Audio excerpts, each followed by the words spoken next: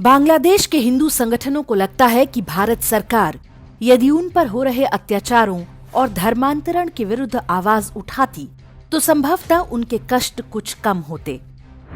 बांग्लादेश में बौद्धों और ईसाइयों पर उतने अत्याचार नहीं होते क्योंकि बौद्ध और ईसाई देश ऐसी घटनाओं पर तत्काल प्रतिक्रिया देते हैं, लेकिन भारत हिंदुओं के लिए कभी आवाज नहीं उठाता। बांग्लादेश में आए दिन हिंदुओं की हत्याएं हो रही हैं, पर भारत सरकार एक भी शब्द नहीं बोलती, चाहे कांग्रेसी और वामपंथियों की सेकुलर सरकारें रही हों या अब भाजपा की हिंदूवादी सरकार।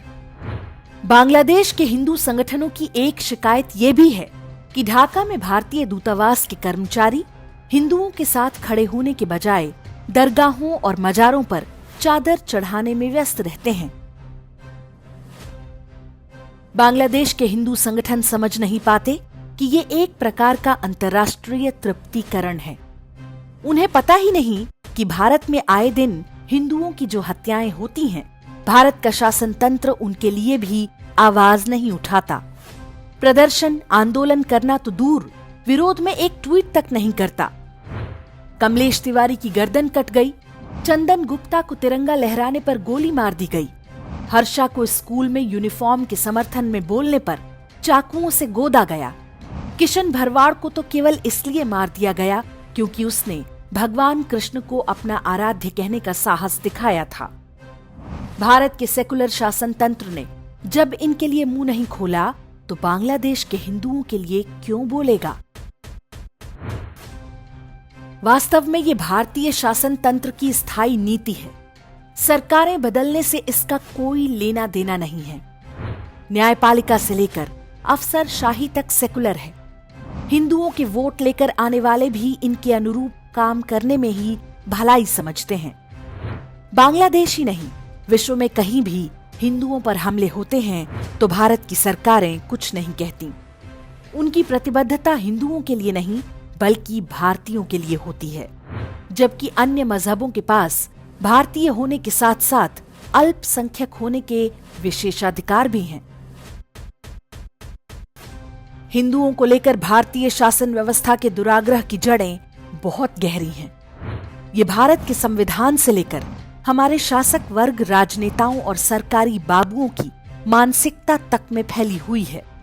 ये एक तरह की हीन भावना है।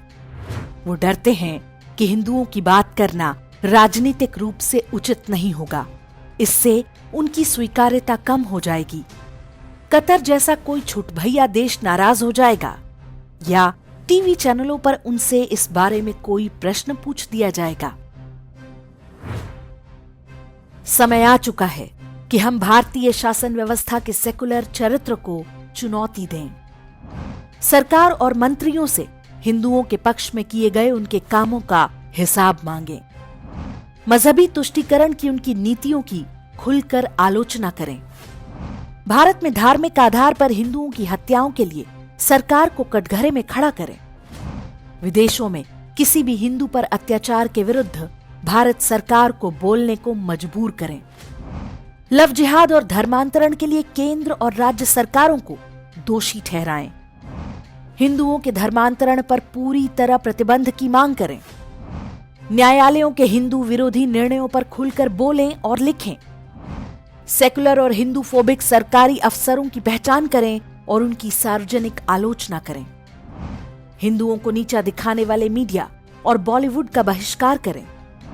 किसी भी ऐसे व्यक्ति के साथ व्यापार न करें जिसकी मजहबी किताब आपको अपना शत्रु घोषित करती है। जब समाज जागेगा तभी सरकारों की नींद टूटेगी, अन्यथा हिंदुओं के वोट लेकर सबका विश्वास जीतने का सेकुलर खेल यूं ही चलता रहेगा।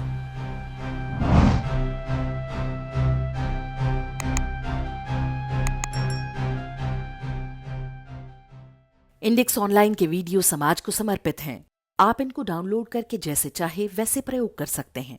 चाहे तो आप हमारे टेलीग्राम चैनल से जुड़ सकते हैं। वहां सारे नए पुराने वीडियो आपको मिल जाएंगे।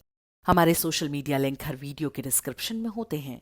हमारा एकमात्र उद्देश्य हिंदू समाज को जागृत और एकजुट करना है। इसमें सहभागी बने। धन्यवाद।